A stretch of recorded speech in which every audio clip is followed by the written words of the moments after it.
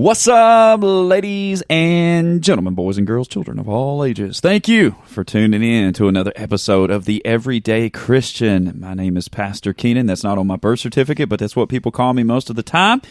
Unless, Nick, I am late on my sermon, and then they start cussing me because they can't get to the buffet line quick enough. It's okay. Right? I mean, I understand that you can legally change your name to something crazy. So Easy. Yeah, I think what was it? Rainn Wilson changed his name to something to do with climate change. So I don't know. I was going to say I don't even know who that is, bro. Yeah, but I'm going to go with you on that. I'm going to go with you on that. My name is Pastor Keenan, kinda, and this is my favorite sidekick Nick is sitting beside of me. And again, this is another episode of the Everyday Christian. And again, thank you to everybody who's tuned in, supported us, shot some downloads, and just continues to spread the word about what we do and who we are and all that good jazz. We say thank you for that.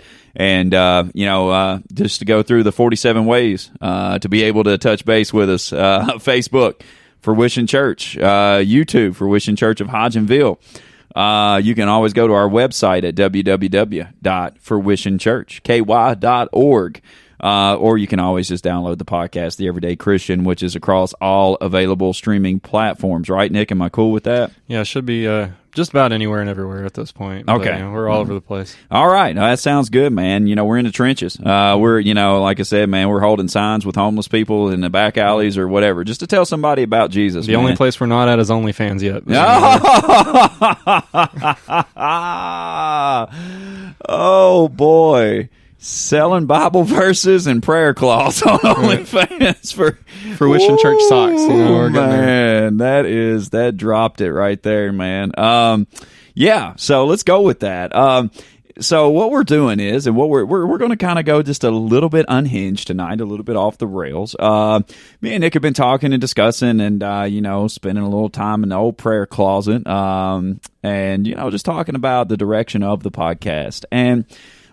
Season one, it's hard to think about maybe season one's even coming to an end, Nick, we're at the end of the year. We're going to have 50 episodes here before long, and it's kind of crazy, man, to think that we've come so far. But on top of that, it's what can we do, man, to make season two better? What can we do to, to kind of just, bring some attention, bring some focus into this and, I'll be honest with you. You can, you can get on YouTube. You can get on, whatever, Pandora, and you can have people preach at you all day. You know what I'm saying? But as me and Nick were talking tonight, it's how many people are just kind of making real world issues Bible relatable these days? You know what I'm saying? Things that are going on in the world and how people are handling them and things like that. How many people are really doing that? How many people are having fun with what's going on in the world? On top of that, there's a lot of people freaking out, Nick, and stressing out and everything else. But we talked about on Sunday as Christians, how if we're seeing things in the spiritual, man, we should always be getting that good report. So what we're going to do tonight is we're just going to kind of go off the rails. We're not even going to talk about Sunday sermon. We're just going to talk, about just some few basic issues. And we've said this time and time again, you've heard us say this.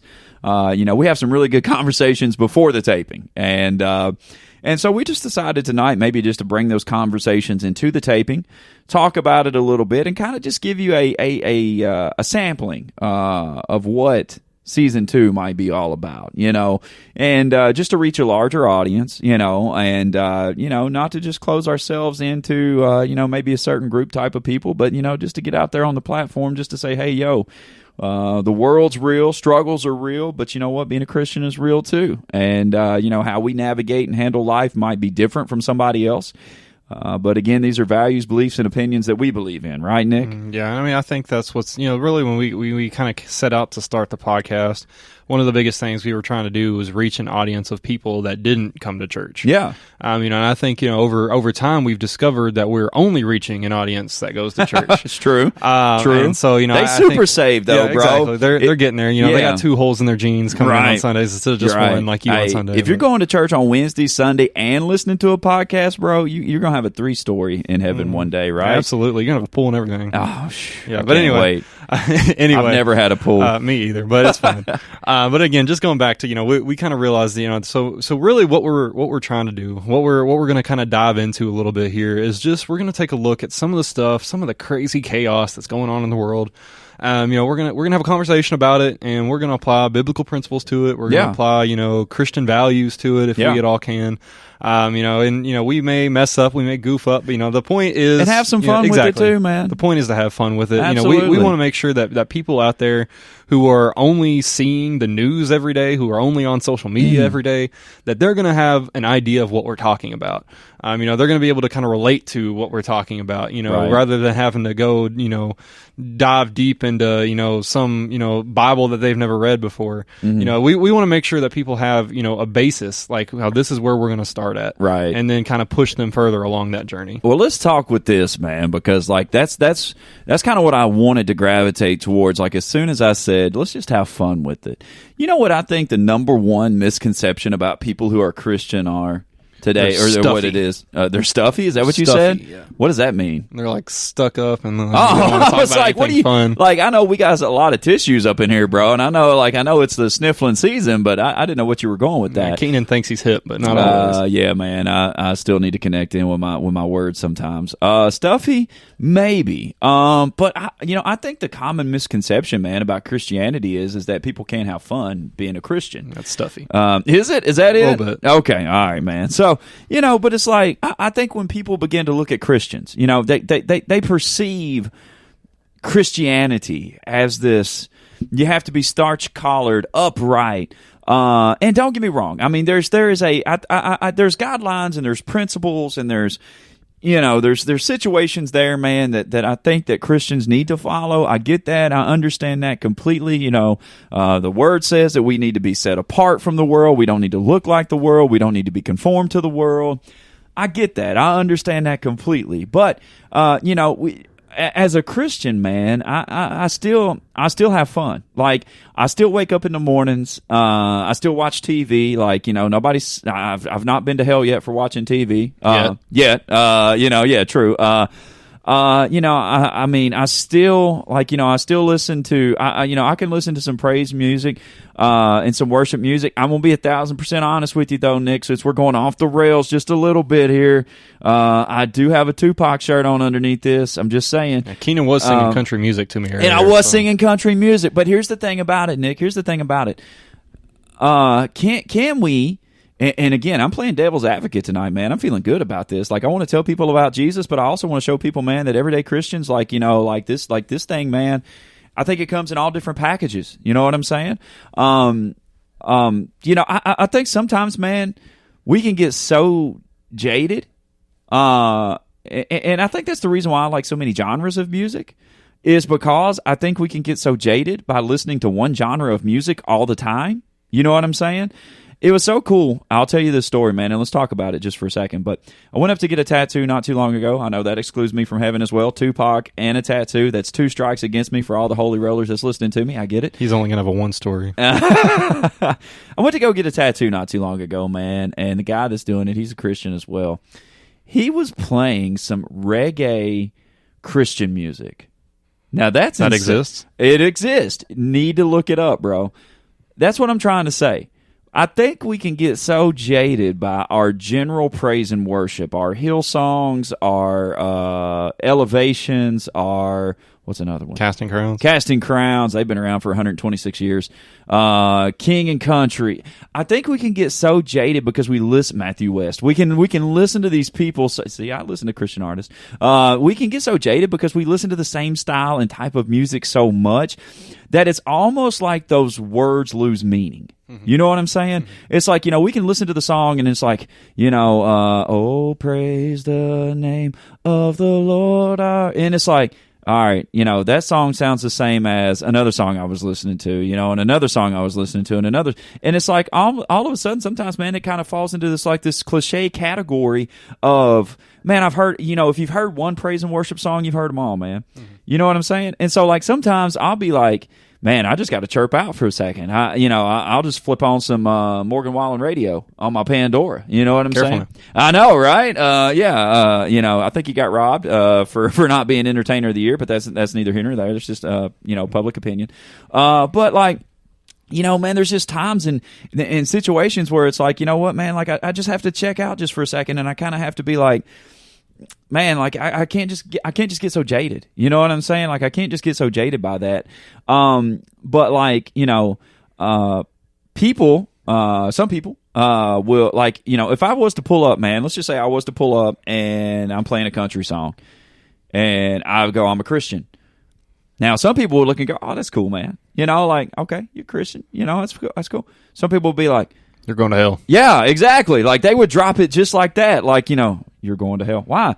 Because you're listening to country music. Or you're not a true Christian. Yeah, absolutely. Your wife ran off. Now you're with the dog. Now you have a drinking problem or whatever, and like women, beer, dogs, trucks. Absolutely, right? Like, that's, but see, again, that is the cliche, metaphoric type country music that people, the genre, and it's like, I think people, man, sometimes associate, like, if you're a Christian, man, you have to be, and I'm not saying you can't be, that you're not supposed to be upright and make good decisions and do things like that, man. But like, like at the end of the day, man, like, can I listen to country music? You know what I'm saying? Like, is God looking down on me and going, Keenan, you're playing, country music while you're in the shower. How is that glorifying me? Well, I don't know, man. Like, Garth Brooks had a song, Unanswered Prayers, man. I learned so much by that song right there, Nick, even before I knew what the Bible said. Garth said what? Some of God's greatest gifts are unanswered prayers. It took me some years to figure that out, bro. But you know what? I'm at 37 now, and I'm like, you know what? There was a message in that song somewhere. Because why? Because, you know what? Sometimes I pray for stuff that, guess what? I don't need. I pray for some stuff that would wreck my life sometimes. God, give me the relationship with this woman. Oh wait, never mind. Absolutely. Like, she turned out to be anyways. She turned out to be on OnlyFans. Yeah, absolutely.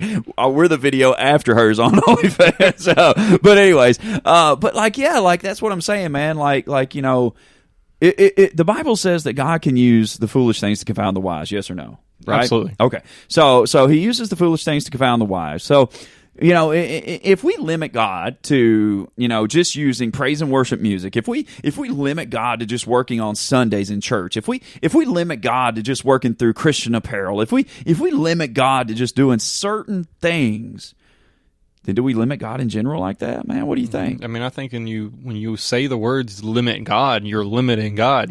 True. That's kind of true.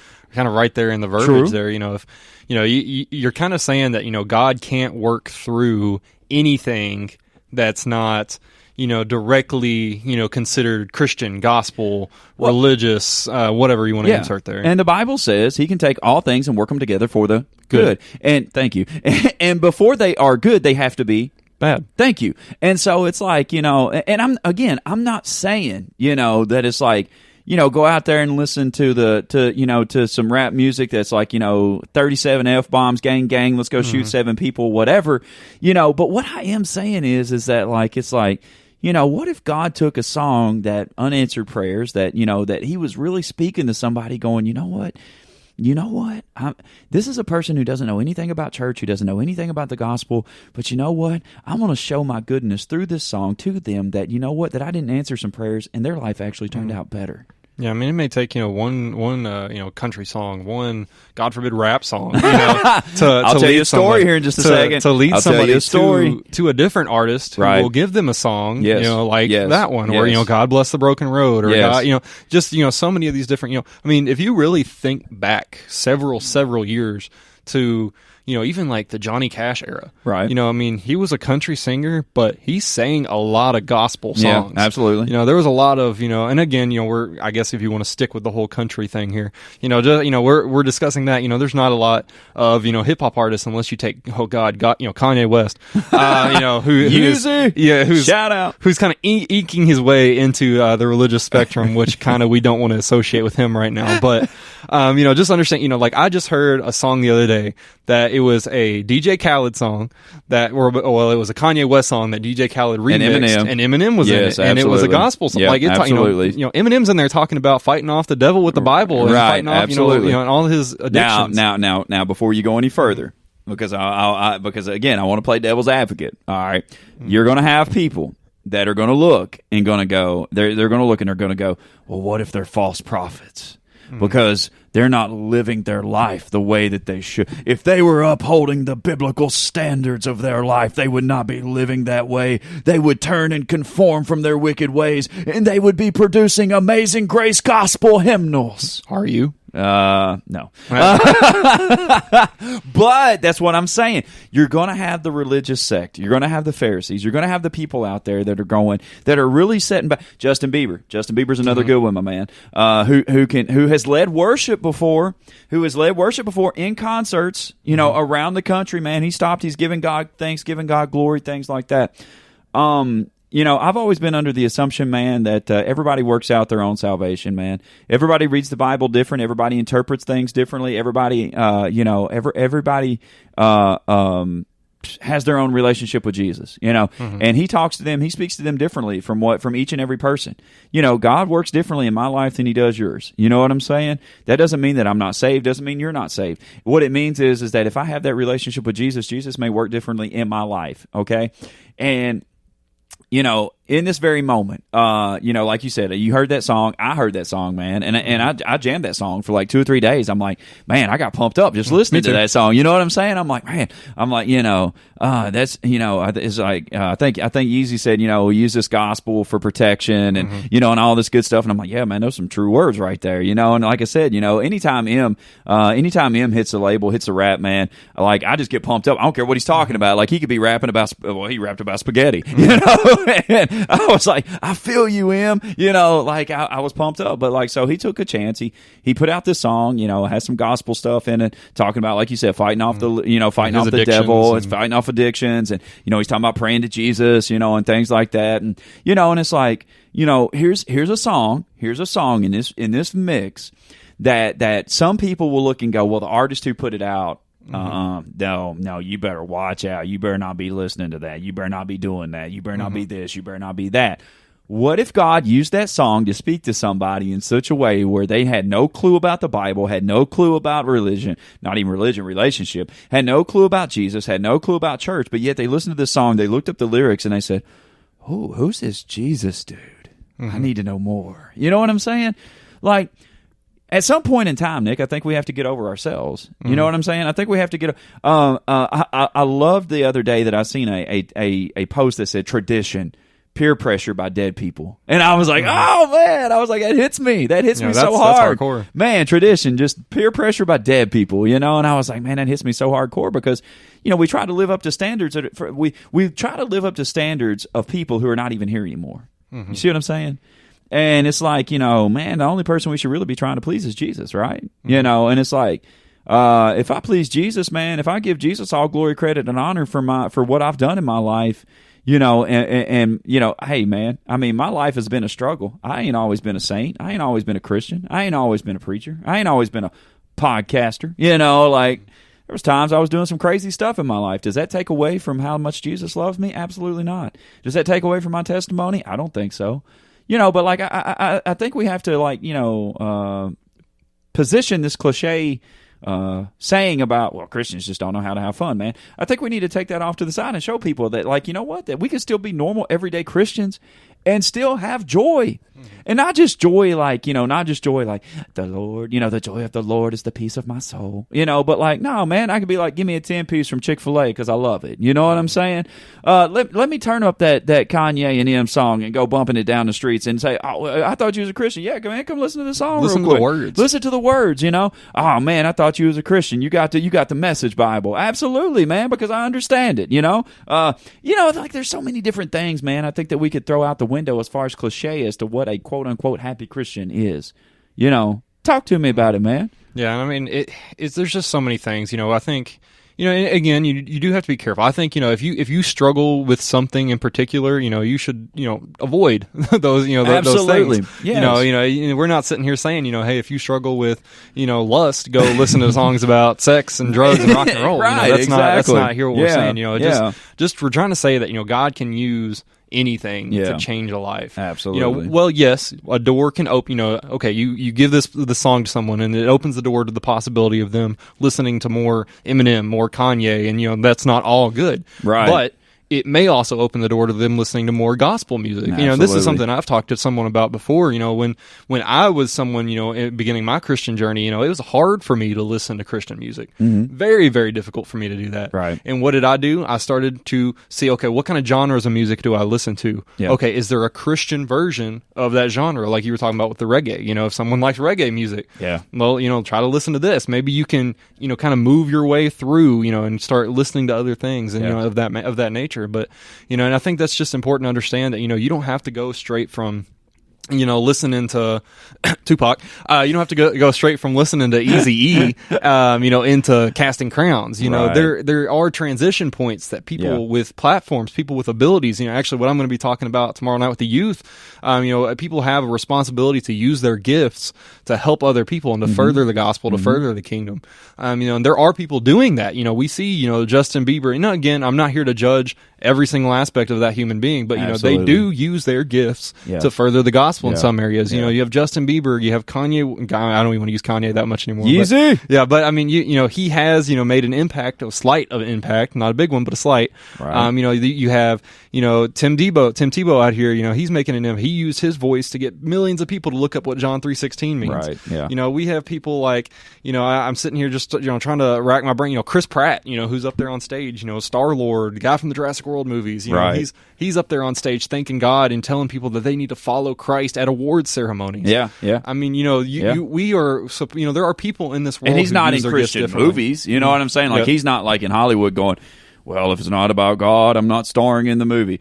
He's still starring in movies, but whenever he gets the opportunity to speak out and, give God glory, that's what he's doing, It's a lot better than those who are not, those people Right. who are, using their gifts selfishly, and Right. we've talked about this before, just like, thinking about the difference between, Billy Graham and Hitler.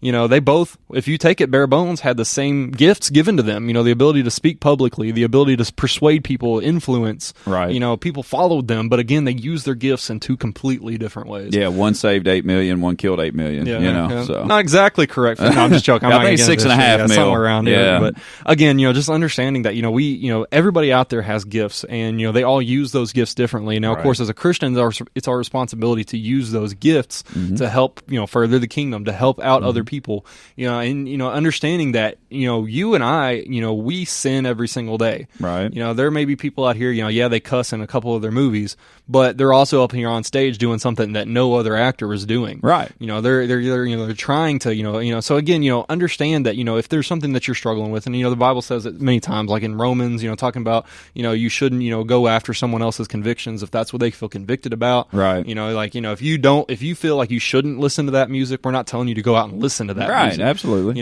If you feel you shouldn't watch those movies, then don't watch do it. those movies. Right. But really what we're trying to do here, I think, is just try to relieve some of the guilt, I think, that some Christians feel. Well, the standard, not even really the guilt, but just the standard, man, of like, of so much of like, I have to be prim, I have to be proper, I have to be perfect, I have to be, like, I have to have this smile on my face all the time, I have to be uplifting, I have to be this, I have to be that, like, it's like I have to be. I think sometimes we can put so much pressure on ourselves, man.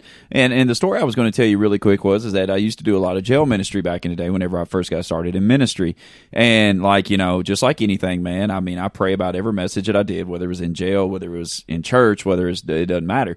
One day, man, I was praying so hard, man. We was about ready to go to jail and to preach, and I was praying. I was like, God, give me a message. Where are we at? What are we doing? Like where am I going from? And this is no joke, Nick. Like I was literally driving down the road, and I was listening to. Where are you going, man? Are we done with the podcast? Okay. I was going down the road. I thought you were just going to give up on me because it was a bad story. But I was going down the road, man, and literally I was praying about it. And no joke, I had this song come on. It's Bone Thugs and Harmony. Not many people know Bone Thugs and Harmony. You know, shout out maybe to, as we grow our listener base, they'll be like, yeah, I know who Bone Thugs and Harmony is. But, you know, nonetheless, this song came on called Crossroads. And if you know anything about the song Crossroads, you know, it's talking about, you know, like, you know, at some point in time in life, you're going to get to a decision. You know, you're going to come to a crossroads in life of life and death. That's just part of it. That's part of life, you know, and so I used that song and some lyrics in that song to go into a sermon that I had for the inmates. And I mean, listen, I could have went in there and I could have been like, you know, today we're going to talk about Romans 12:2 and how you need to not conform to the world, but you need to be renewed by the transforming of your mind, and you know, all of that good stuff. And how many of them would have tuned me out, Nick? I don't know. There was 35. I'll never forget this because I wrote the numbers down, man. There were 35 people in that service that day. 35 people, man. And like I just talked about how, like, you know, at the crossroads, there's going to be a time that you're going to have to make a decision because everybody's going to face death one way or another, and you're going to have to make a decision. Do you want to follow Christ or do you want to go to hell? Like, it's that simple. You know, it's really and truly that simple. And God used that song with some lyrics in it and used me as a conduit to talk about this message. And out of 35 people, 27 men raised their hands and said, I want to rededicate my life to Jesus today. And the other 8 raised their hands to be saved. And I'm like, man, 35 for 35, batting 100%. And if I was to go tell this story to some religious folks, to some Pharisees somewhere, and be like, you know what? Yeah, it was crazy. God didn't even use the Bible today. He used Bone Thugs and Harmony, the song Crossroads, and there was 8 people that got saved. What? Are you kidding me? No, man, I'm just being straight up. The Spirit of the Lord was so thick inside of that place that people were crying, people were raising their hand. That was the service, Nick, that I even gave my Bible away that day to an inmate who was coming from California, was housed in jail in Kentucky, and was on his way to Florida. And after he got out, he was going to Florida, and he's like, man, I don't have a Bible or nothing, man. I just shook out all my stuff, and I said, here you go, brother, just take it. I just bought that Bible not too long before that, man. And it's like, here, man, just take it, just do it. Like, God did such a work inside of that service that day simply because I was obedient and I was open-minded to how God wanted to use something and turn it to good. You know what I'm saying? And it's like, how as Christians are we missing things sometimes, and we're missing the point? And I'll be honest with you, man. I don't think it's about how religious we can be. I think it's about how real and relatable we can be. I think that's definitely a key.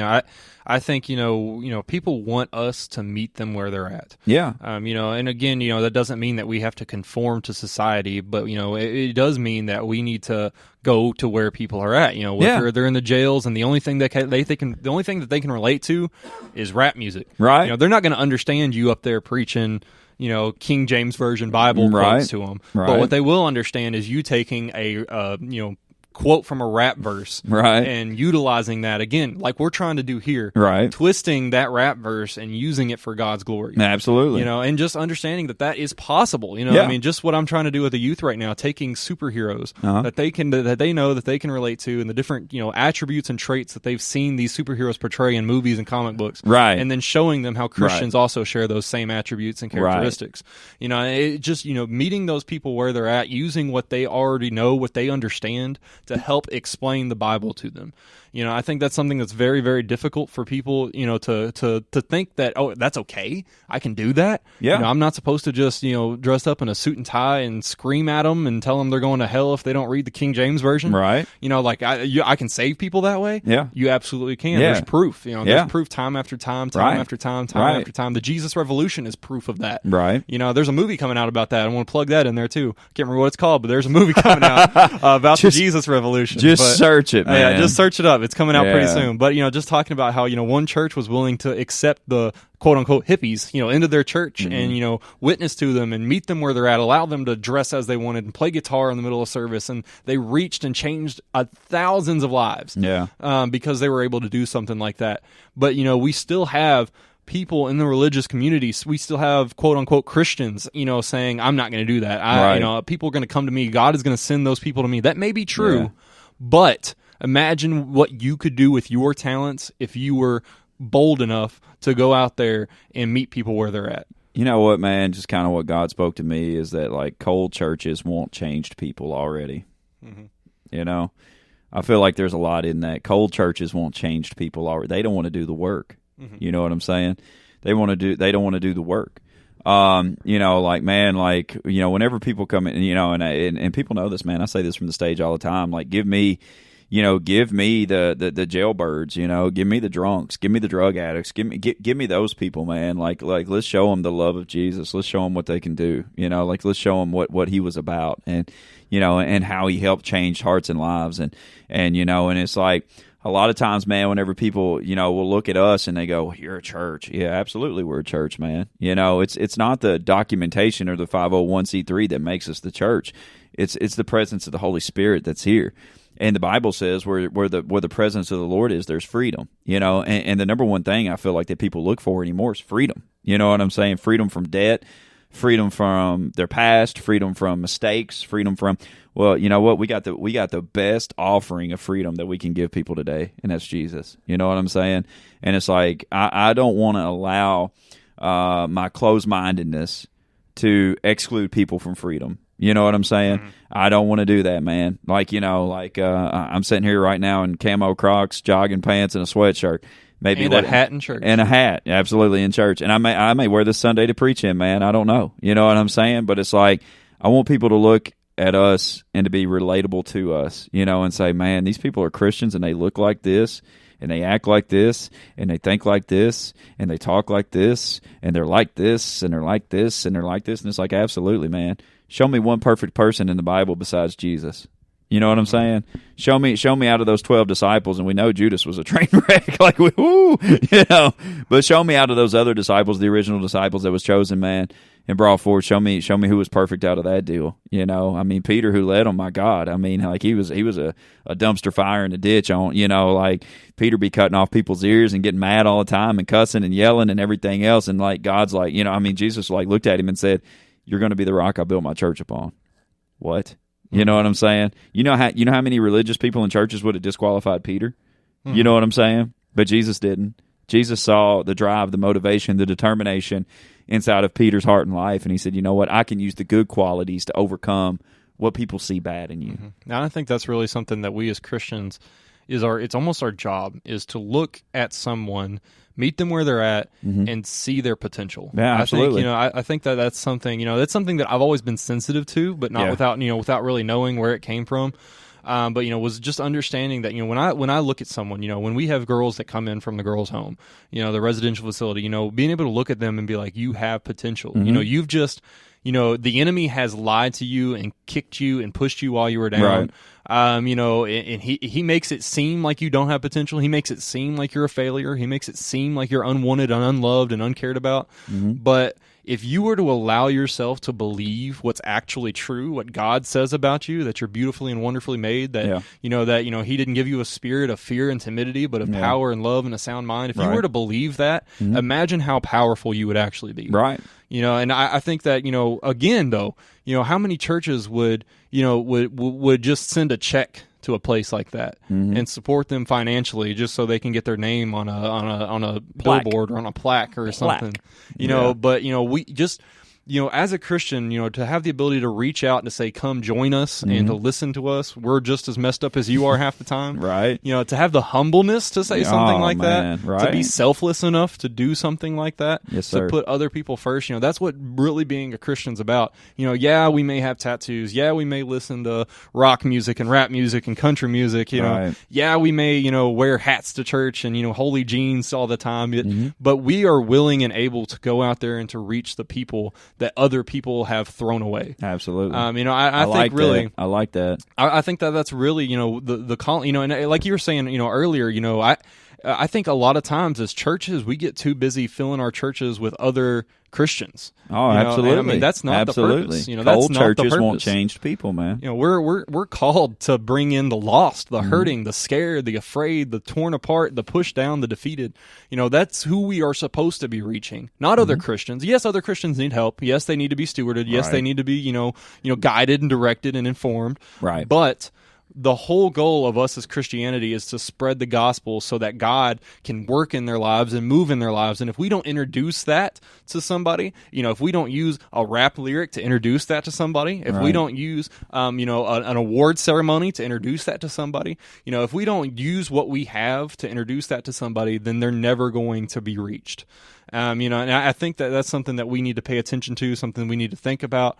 When we see that, that situation where there's somebody who, they say they're a Christian, but they don't fit that cookie cutter definition of what religion looks like. Those traditions. What was the thing you said about traditions again?